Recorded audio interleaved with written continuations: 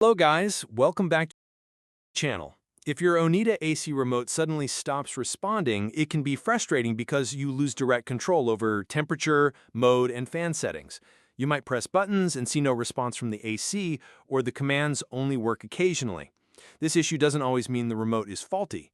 Most of the time, it's caused by simple factors like weak batteries, signal blockage, or a temporary communication issue between the remote and the AC unit. Since these remotes use infrared signals, even a small obstruction or misalignment can stop them from working properly. The good part is that you can fix this quickly without replacing anything.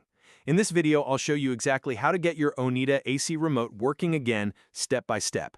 Try these. Step 1. Replace the remote batteries with fresh ones.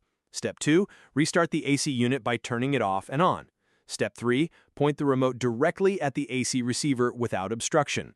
Step 4. Move closer to the AC to ensure proper signal range. Step 5. Clean the remote buttons and front sensor area. Step 6. Test the remote and confirm the AC responds correctly.